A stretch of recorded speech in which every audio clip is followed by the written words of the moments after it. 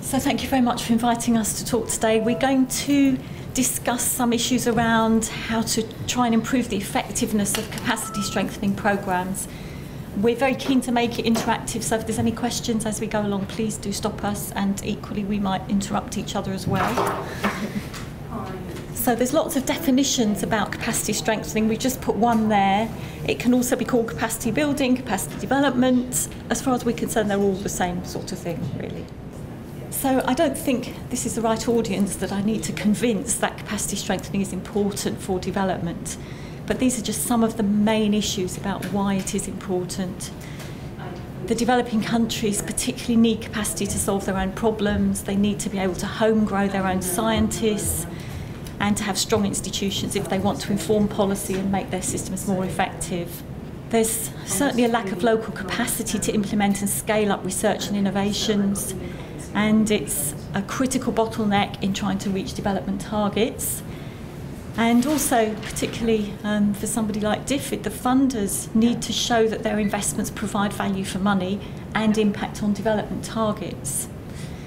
So capacity strengthening is not a very sexy topic, really. But the problem is it's so important to make sure that things happen.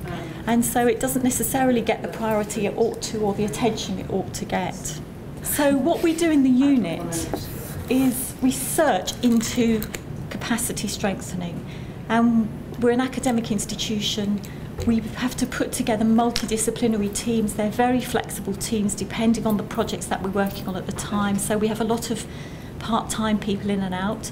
But just as an example, we have people who have expertise in social science and research systems and health systems and laboratories and diagnostics, because those are the key areas we're working on at the moment. The logos just show some of the funders that we're working with at the moment. And as far as we're aware, there's very few people actually doing research into capacity strengthening.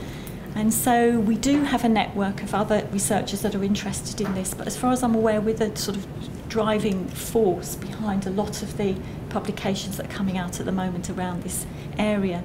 And particularly we want to be helping people to be more strategic about how they plan capacity strengthening, how they actually do it in practice, and how you track it, and therefore how you measure the impact. So these are just a few suggestions that we thought about that it might be worth thinking about how we might be able to help a bit more. So for example, we have a very good resource base. We have some practical tools and methods. We've developed some benchmarks for doing capacity strengthening needs assessments, because obviously you can't do a needs assessment really well unless you've got a good benchmark against which to do the assessment. We provide support to implementers in the field to help them plan and monitor capacity strengthening activities at all levels. So all these levels are interactive, and you cannot focus on one without the others. And I think that's been some of the problem historically, is that there's been a focus on one, and the capacity strengthening doesn't work or isn't sustainable because, you know, an individual has to interact with institutions. There's other opportunities, I think, for a bit more streamlining or a bit more harmonisation across DFID's calls for capacity strengthening and the guidance notes that go with them, and also about panels and how they review capacity strengthening activities. And then some of the projects that we're working on at the moment, we've certainly found a role for ourselves in being a sort of neutral, independent, not really a broker, but somebody who can work across the bridge between funders and implementers on capacity strengthening activities. So it bridges that gap between people actually doing research in the field and the funders who haven't got time to get involved in the nitty-gritty of the capacity strengthening activities. So we've developed over time, based quite a lot on experience, but also we've got a lot of evidence, well, as much evidence as we can from the literature now, to inform this process.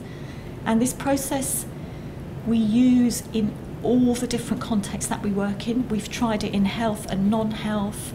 We've tried it for institutions and for a more national level, and it's transferable and it works. So essentially these are 5 key steps. Define the goal of the capacity strengthening.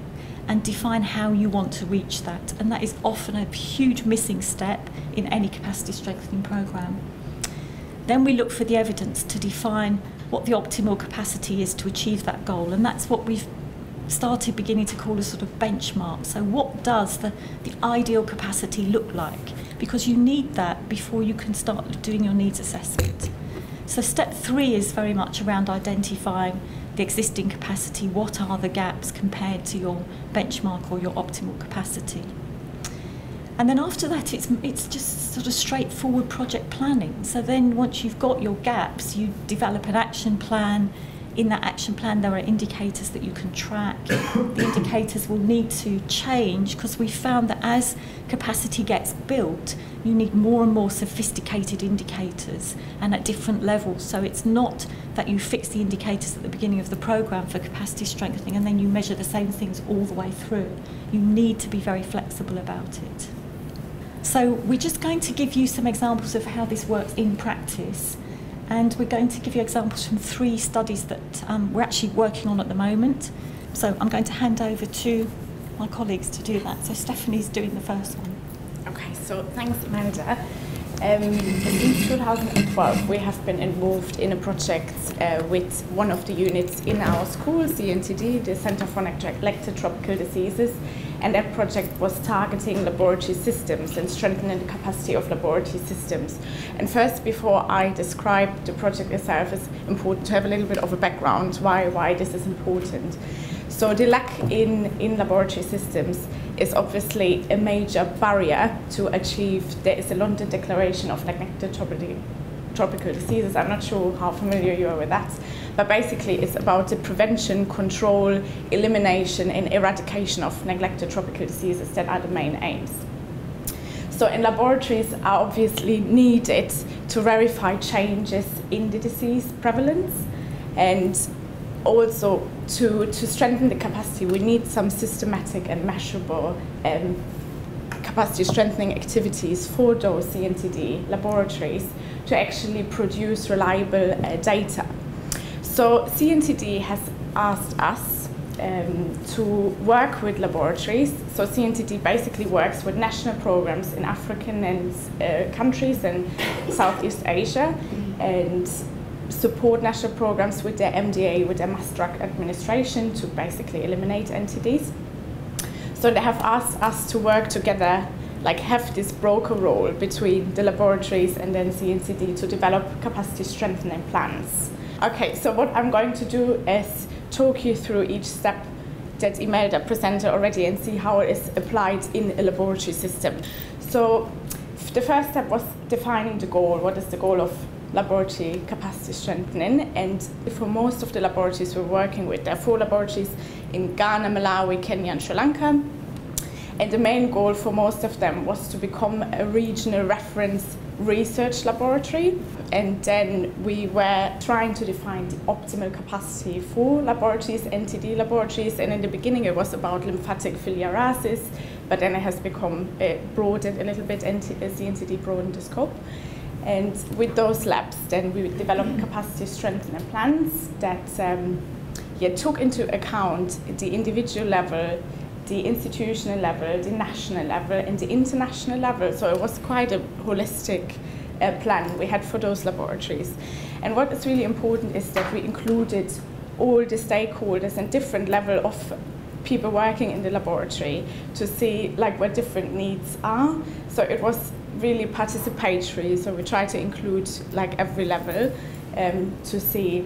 And then our important role, as Imelda was pointing out, being a broker there, and we have like monthly calls with the laboratories and really interact with different people at the laboratory, but also have yearly visits where we then see what the challenges are, or what the achievements are, where we can build upon. So just for you to see, we were talking about this approach, and just for you to see with an example how it actually looks like and what we use when we're in the field, or what we use when we communicate with the partner. So it's actually a very straightforward matrix. So we have objectives, and in that case was to establish an effective quality assurance service for parasitology and entomology in Africa. So So, and one of the gaps we identified under that objectives was that only 4 people at that institution had training in PCR. And then the activity to fill the gap was to train more people. Also the funds, there were no funds needed because there were already 4 people in the laboratory that could do the PCR. So it could really be then training, the cascading training effects.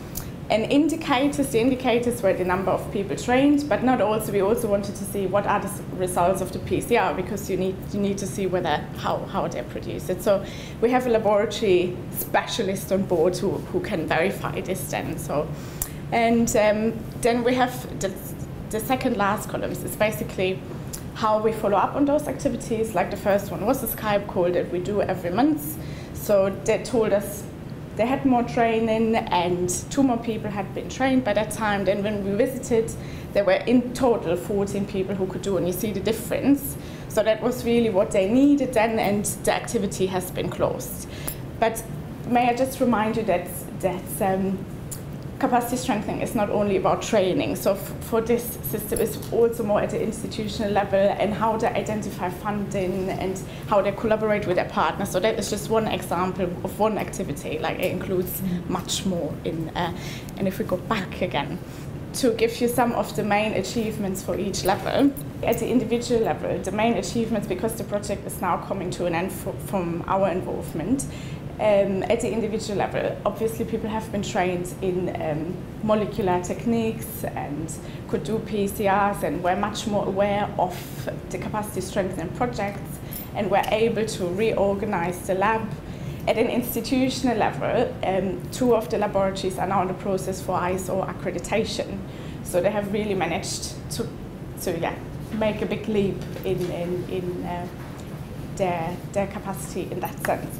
Then at the national level, a lot of the laboratories have been increasingly collaborating with different labs and supporting different national programs from NTD, so that was what was a big achievement.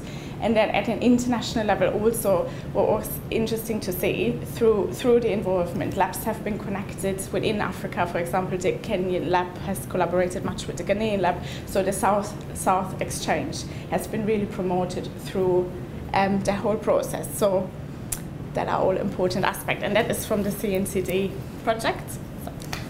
I'm just going to provide you a bit of an overview about more of our research capacity strengthening activities. So the first sort of case study that I want to present to you is from the Malaria Capacity Development Consortium. And that's been a 7-year programme funded first by the Gates Partnership and then latterly by the Wellcome Trust. And they have an aim to support able and motivated African scientists to undertake high quality malaria research that will enhance the research capacity of their home institutions.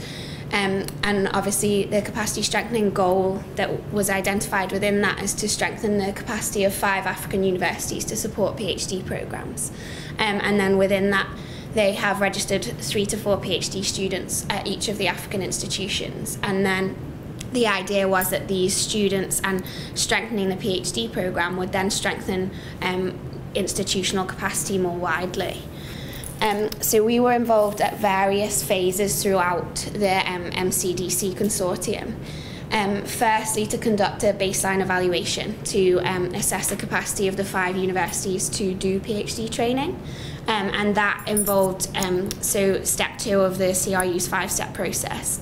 And that was to sort of explore all the research literature around PhD programs that currently exist and what needs to be in place for them to be successful, and then develop an optimal capacity checklist, which lists all the sort of indicators of these things. And then from that, qualitative and quantitative research tools developed and then utilised within each of the institutions to make an assessment of their current capacity, so strengths and weaknesses. And from that, recommendations were developed specific for each institution, and they were supported to develop action plans, and then each of the institutions was sort of left to implement those action plans for several years. So then another team went back in 2012 to assess the university's progress, and the same bespoke tools were utilised that were developed for the baseline, and progress was measured against those recommendations, and then new recommendations were made to inform developments of those action plans and to generate the next steps moving forward. So the main areas that were assessed in relation to the PhD programmes were around the policies that need to be in place to implement an effective PhD programme, what the research environment was like at the institution, the entire doctoral life cycle, and then the experiences of the students themselves. And throughout those two phases, it became very clear that there was a need for more of a wider focus about what support was available to implement research systems. And so they went back in 2014 to look at research, what we've called research management support systems. So things like financial systems, ethics committees, things like that.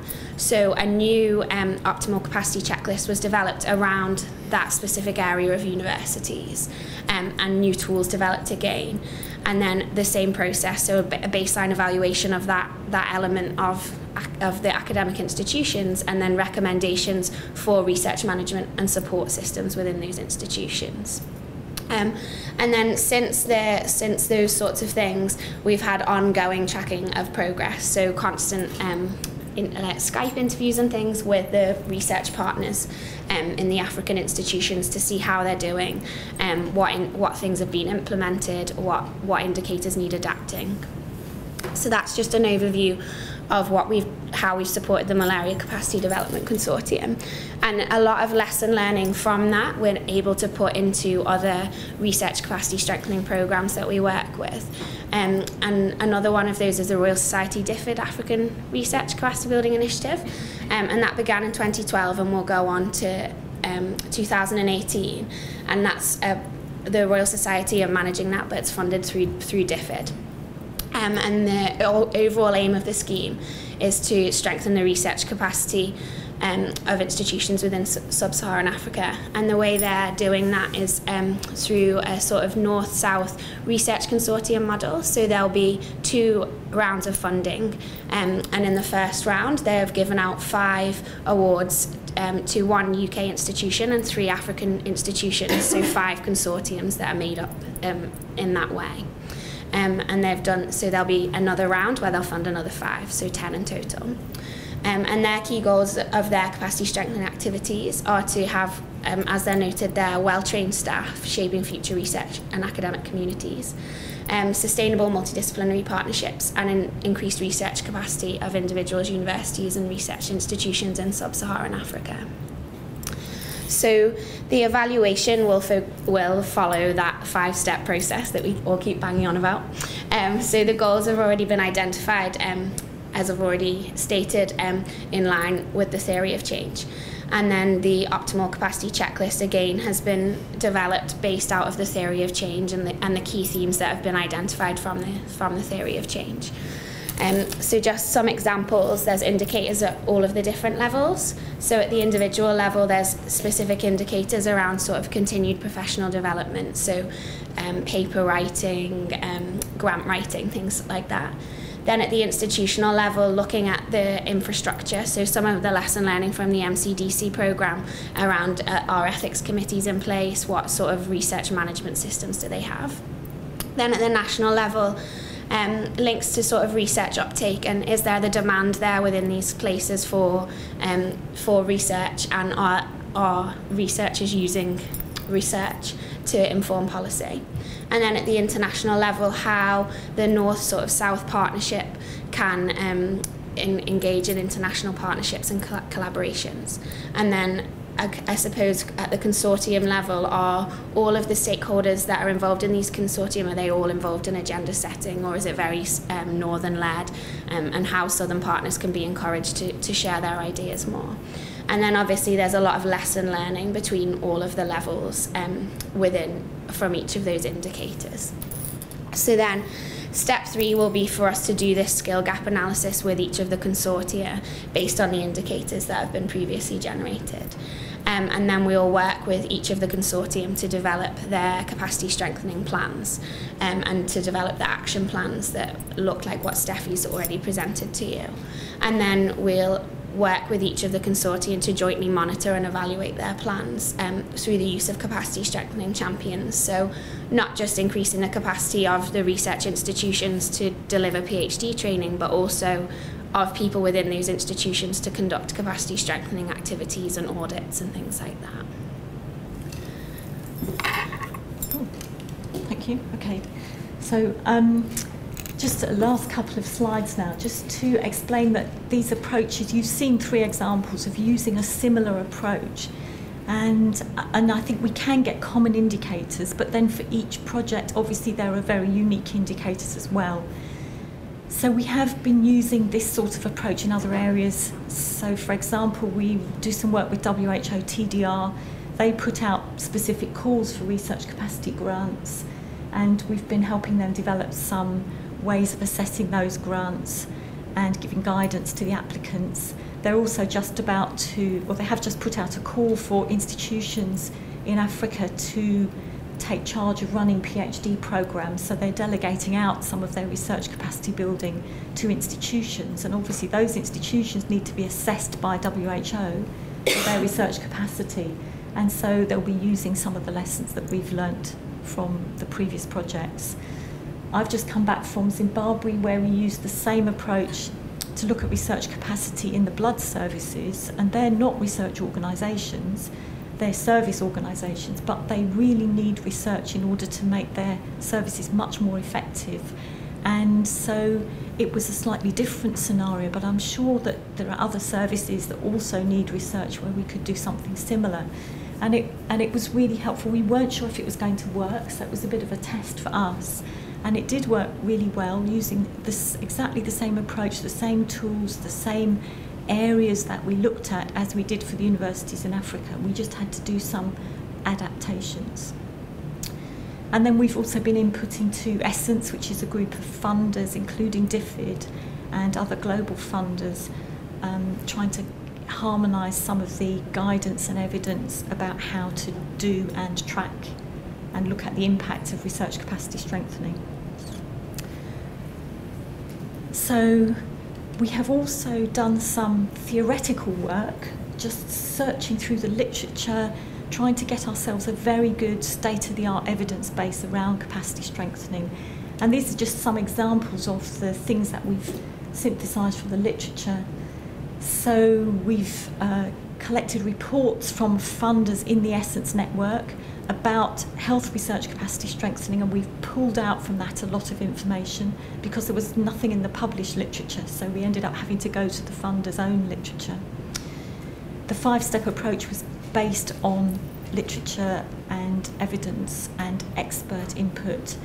We've got some indication of what the tensions are likely to be if DFID and other funders want to set up capacity strengthening programs. We've found common tensions across all of these programs and pitfalls to be avoided, so that would help people stop reinventing the wheel.